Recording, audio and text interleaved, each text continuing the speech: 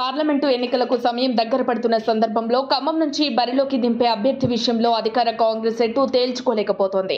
ఆయన కాదు ఈయన, ఈయన కాదు ఆయన అంటూ సాగదీస్తోంది. ఇప్పటికే ఆ ఎంపీ టికెట్ను తమ కుటుంబ సభ్యులకు ఇప్పించుకునేందుకు జిల్లాకు చెందిన డిప్యూటీ సీఎం బట్టి విక్రమార్క సహా మంత్రులు అధిష్టానంపై తీవ్ర ఒత్తిడి తీసుకొస్తున్నారు. ఇప్పటికే రెండు ప్రత్యర్థి పార్టీలు బీజేపీ, బీఆర్ఎస్ తమ అభ్యర్థులను తేల్చేసిన నేపథ్యంలో కాంగ్రెస్ కూడా హడావిడి చేయక తప్పటం లేదు.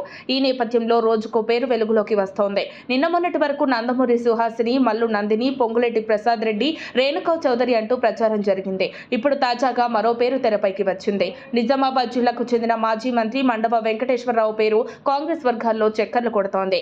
టీడీపీ హయాంలో మంత్రిగా పనిచేసిన ఆయన పేరు బయటకు రావడం వెనక ఎవరున్నారని పార్టీ నేతలు ఆరా తీస్తున్నారు. 2019 లోక్సభ ఎన్నికల సందర్భంగా మండవ ఇంటికెళ్లి మరీ ఆయనను పార్టీలోకి చేర్చుకున్నారు బీఆర్ఎస్ అధినేత కేసీఆర్. అంతకు ముందు వరకు టీడీపీలోనే కొనసాగిన మండవ 2014 తర్వాత క్రియాశీల రాజకీయాలకు దూరమయ్యారు.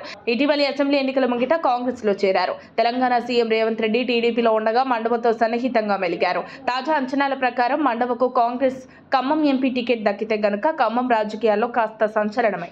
ఖమ్మం కాంగ్రెస్ ఎంపీ టికెట్ కోసం మండవతో పాటు తీవ్రంగా పరిశీలిస్తున్న మరో పేరు రామసహాయం రఘురామిరెడ్డి.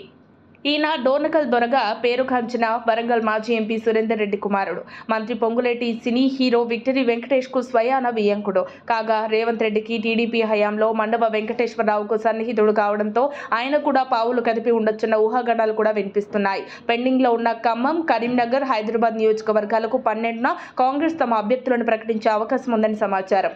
నేడు కాంగ్రెస్ కేంద్ర ఎన్నికల కమిటీ సమావేశంపై పెండింగ్ లో ఉన్న స్థానాలకు అభ్యర్థులను ప్రకటించాలని భావించింది. ఇవాళ సీఎం రేవంత్ కూడా ఢిల్లీ బయలుదేరారు. సో నేడో రేపో పెండింగ్ లో ఉన్న 3 స్థానాల్లో ఒకటైన హైదరాబాద్ విషయంలో ఎంఐఎంతో కుదిరిన లోపాయికారి ఒప్పందం మేరకు బలహీన అభ్యర్థిని బరిలోకి దించబోతున్నట్లు సమాచారం. కాంగ్రెస్ మైనార్టీ నాయకుడు ఫిరోజ్ ఖాన్ కూడా ఈ విషయాన్ని నిర్ధారించారు. కరీంనగర్ నుంచి వెలమ సామాజిక వర్గం నుంచి కాకుండా బీసీ సామాజిక వర్గానికి చెందిన వ్యక్తిని బరిలోకి దించే అవకాశం ఉన్నట్లు ఆ పార్టీ వర్గాల ద్వారా తెలిసింది. మొదటి నుంచి కాంగ్రెస్, కమ్యూనిస్టుల అడ్డా అయిన ఖమ్మంలో తాజాగా జరిగే లోక్సభ ఎన్నికల్లో అవలీలగా కాంగ్రెస్ విజయం సాధిస్తుందని కాంగ్రెస్ అంచనా వేస్తోంది. మరిన్ని అప్డేట్స్ కోసం మా కాయ్ టీవీని సబ్స్క్రైబ్ చేసుకోండి. మా వీడియో కనుక మీకు నచ్చినట్లయితే లైక్ చేయండి, షేర్ చేయండి. మీ విలువైన అభిప్రాయాలను కామెంట్ బాక్స్లో తెలియజేయండి.